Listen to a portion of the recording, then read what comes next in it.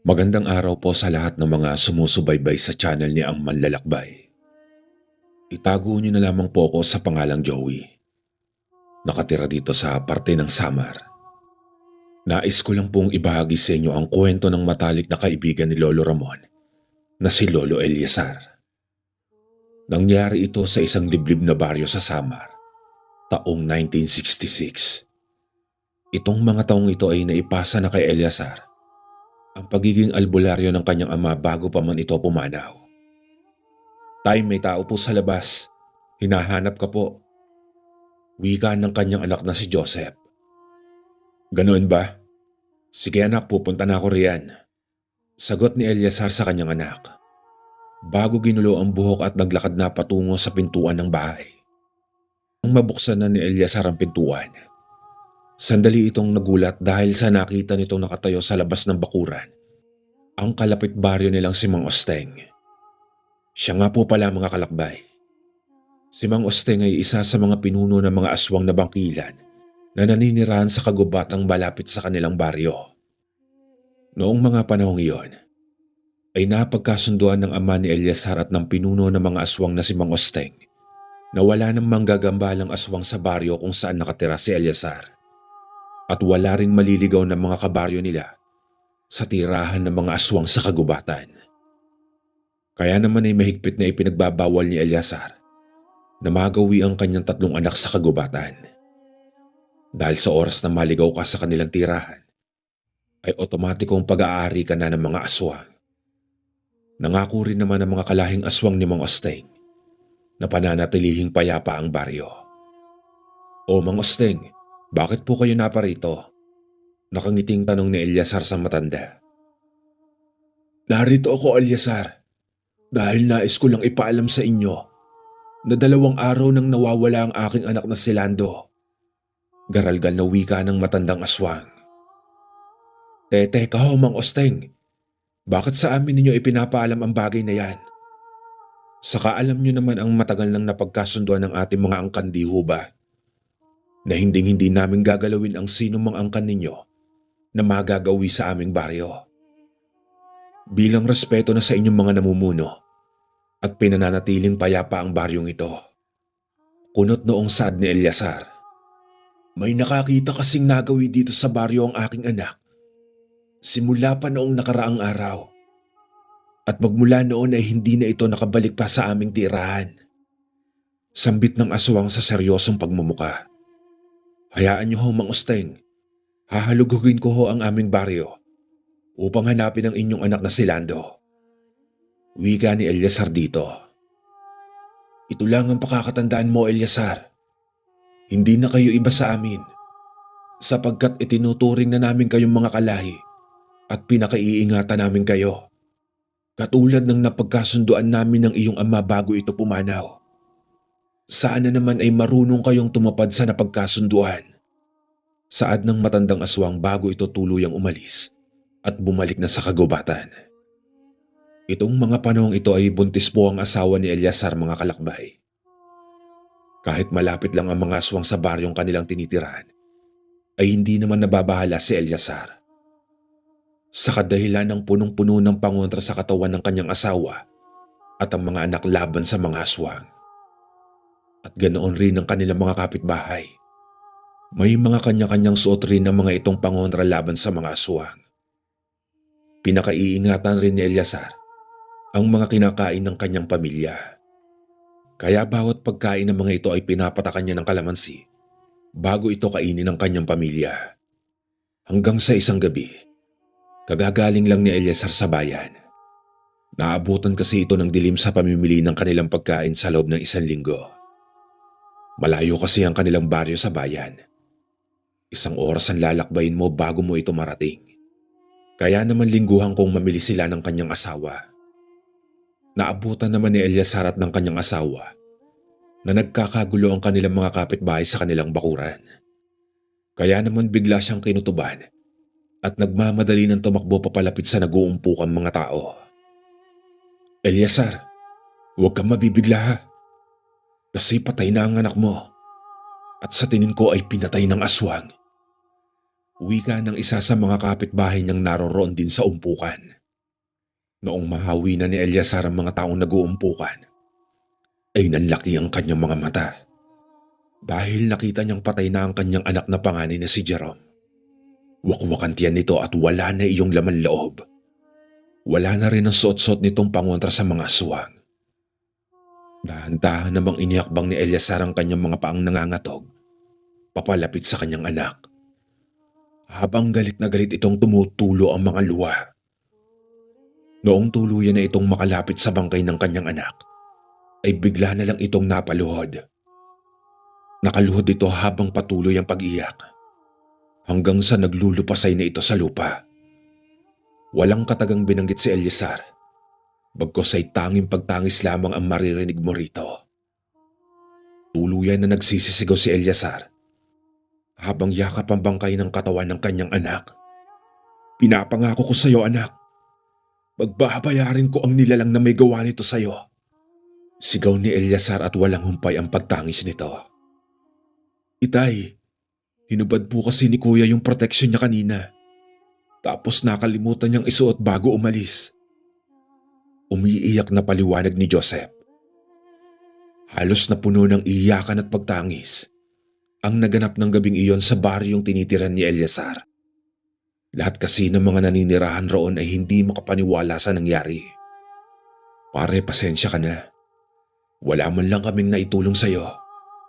Wika ng kapitbahay ni Eleazar noong araw, matapos mailibing ang kanyang anak. Ayos lang iyon, pare. Wala kayong dapat alalahanin. Laban ko ito. Ako ang magbibigay ng hustisya sa nangyari sa aking anak. Malungkot na sambit ni Eleazar.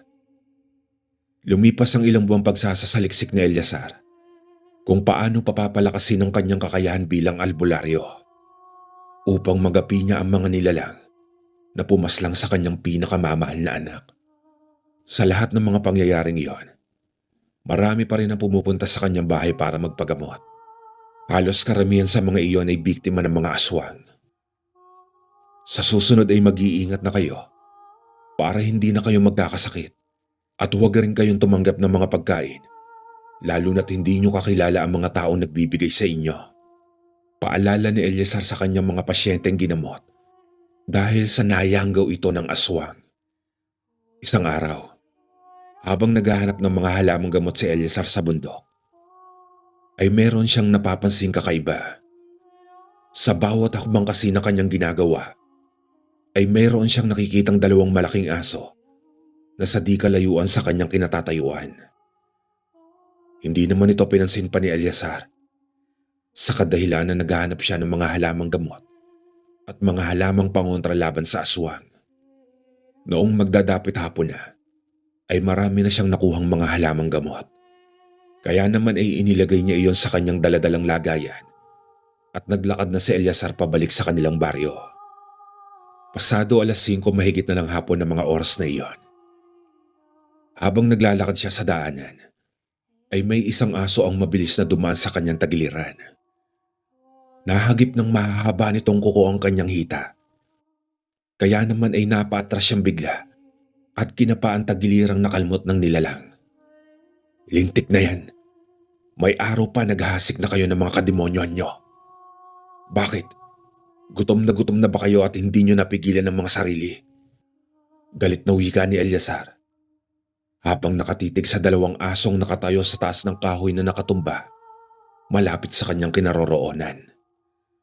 Tumalon papunta sa lupa ang dalawang aso at mabilis na nagpalit ng anyo bilang matanda. Isang matinis na tawa ang narinig ni Eleazar mula sa dalawang matanda. Baka nakakalimutan mong isa kang mahinang nilalang. Dahil tao ka, aswang kami. Kaya huwag na huwag mo kaming takutin. Dahil hindi kami matatakot sa mga katulad mong tao.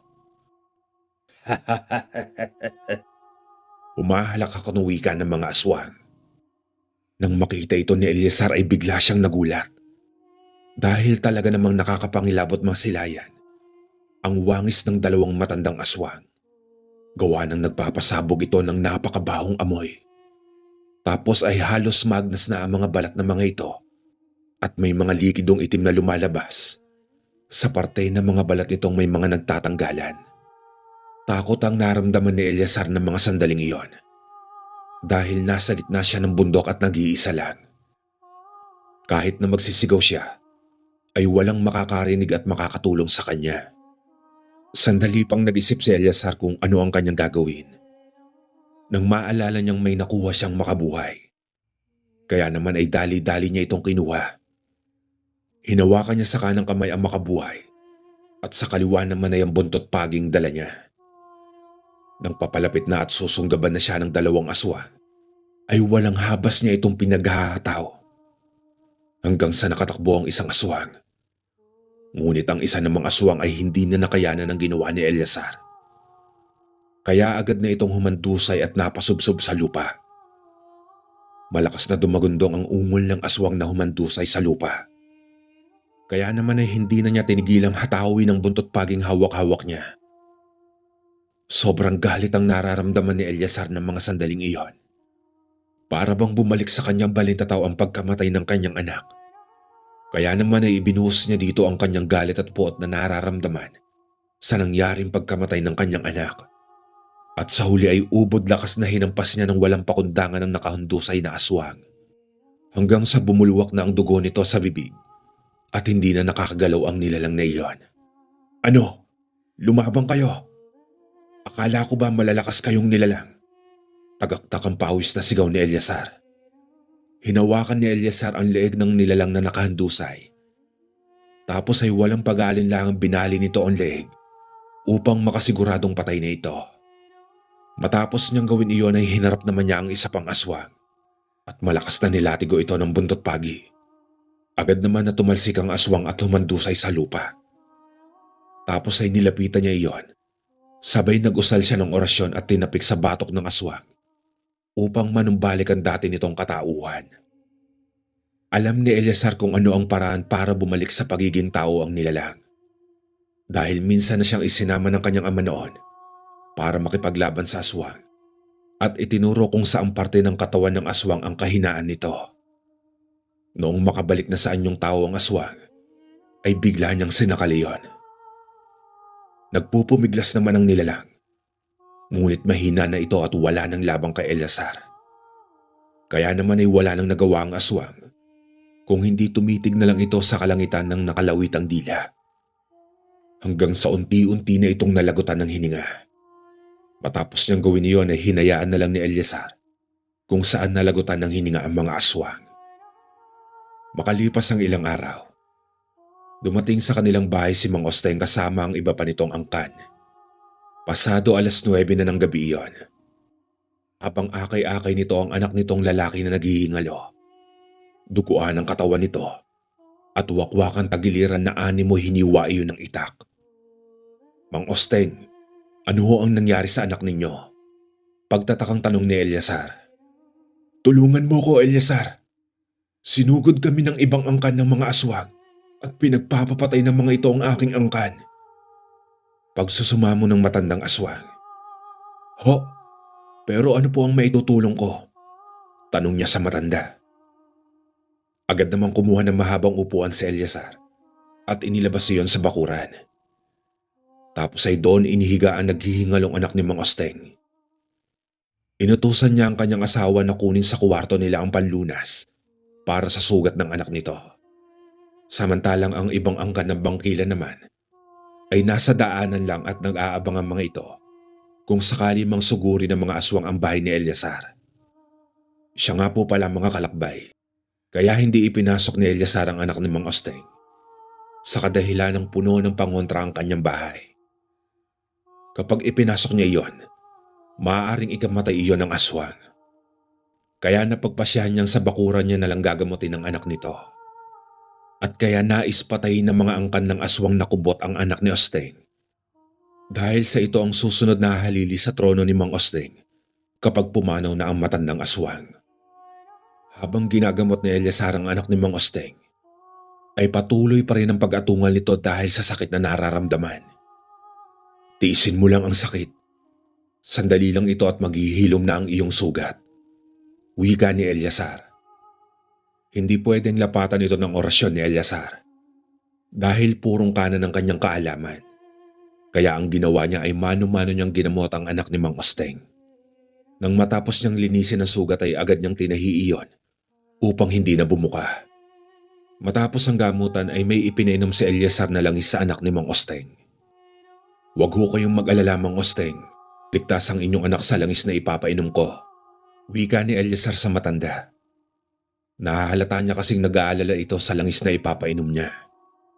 "Siya nga po pala, Mang Osteng. Ang iba niyong mga kasamahan ay maaaring uminom din ito para mawala ang sugat sa kanilang katawan," dagdag na sambit ni Eleazar at iniabot ang bote ng langis. Pakonti-konti namang tinungga iyon ng mga bangkilan hanggang sa nakainom na silang lahat. Nagulat sila at namangha dahil sa biglang nanumbalik ang kanilang lakas. Kusa na rin naghilom ang mga natamo nilang sugat galing sa angkan ng mga kubot. Nang suriin naman ni Mang Osteng ang kanyang anak, ay namangha siya sa kanyang nakita. Dahil walang ano-ano, ay para bang himala ang nangyari. Kung kanina ay halos bawian na ng buhay ito dahil sa pinsalang natanggap sa mga angkan ng kubot, pero ngayon ay parang walang nangyari. Noong tignan ni Mang Osteng ang malaking hiwa ng sugat, ay wala na iyon. Kahit marka ng pagkakahiwa ay wala ng bakas iyon. "Medyo marami ang dugong nawala sa anak ninyo, Mang Osteng. Kaya hayaan niyo muna siyang magpahinga," dagdag pa ni Eleazar. Humarap si Mang Osteng kay Eleazar at may iniabot itong maliit na hugis bilog na nakabalot sa itim na tela. "Tanggapin mo ang aming pakikipagkasundo hanggang sa susunod na henerasyon. Itong mutya na hawak ko ang magsisilbing hudyat na susunod kami sa lahat ng inyong nanaisin," wika ni Mang Osteng. "Hanggat nasa iyo ang mutyang ito, ay maipapasa mo pa ito hanggang sa susunod na mga henerasyon at mananatili kaming pangahawakan ng ating kasunduan," dagdag pa ni Mang Osteng. Agad namang tinanggap ni Eleazar ang mutyang ibinigay sa kanya ng pinuno ng aswang. Hanggang sa maya-maya pa ay naririnig na ni Eleazar ang mga ungol ng aswang na papalapit sa kanilang baryo. Mabilis naman nagpahid ng mga langis ang mga bagong yanggaw upang tuluyan na itong magpalit ng anyo bilang mga aswang. Ang ibang aswang naman ay kusa nagpapalit ng anyo. Kinuha naman ni Eleazar ang buntot ng pagi at nagkarga na ito ng orasyong pamproteksyon sa katawan. Iniwan nila ang anak ni Mang Osteng na nakahiga pa sa upuan. Mabilis na silang tumakbo palabas ng baryo at nagtungo na sa kagubatan. Noong nakalabas na sila ay sandaling humarap si Eleazar sa lagusang daanan papasok sa kanilang baryo. Nag-usal ito ng proteksyong pambakod upang hindi mapasok ng mga aswang ang baryo. Pagkatapos mag-usal ng orasyon ni Eleazar, ay iniihip niya iyon sa dulo ng kanyang hintuturo at iminuwestra iyon na parang gumuguhit siya ng pader sa buong baryo.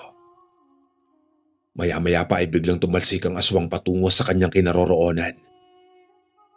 Nanlaki ang mga mata ni Mang Osteng dahil tila ba nabangga ang aswang sa isang malaking salamin. May mga nagtatangkaring lumipad na aswang na pasukin ng kanilang baryo upang mapatay ang anak ng pinuno. Ngunit bigo ang mga ito dahil para bang may nakaharang na malaking pader na nakapalibot sa buong baryo. Napaatras naman ang angkan ni Mang Osteng dahil sa lakas ng araw ni Eleazar. Walang habas na hinataw ni Eleazar ng bitbit niyang buntot pagi ang mga kalabang aswang. Matinding sagupaan ang mga nangyari sa bawat panig. Hanggang sa tuluyan ang natalo ang angkan ng kubot ng angkan ni Mang Osteng na bangkilan. Ilang oras rin ang naging laban bago umatras ang mga aswang na kubot dahil sa takot ng mga ito sa aura ni Eleazar. Matapos ang digmaan ay tinanggan na ni Eleazar ang poder sa kanilang baryo. Nang sa ganoon ay makapasok na ang angkan ni Mang Osteng at pagkatapos noon ay tuluyan na naging payapa ang kanilang baryo. Hanggang sa lumipas ang mahabang panahon ay lumipat na ng ibang baryo si Eleazar. At doon ay nakilala niya ang kanyang naging matalik na kaibigan, ang aking lolo. Hanggang dito na lang po ang kwento, mga kalakbay. Maraming salamat.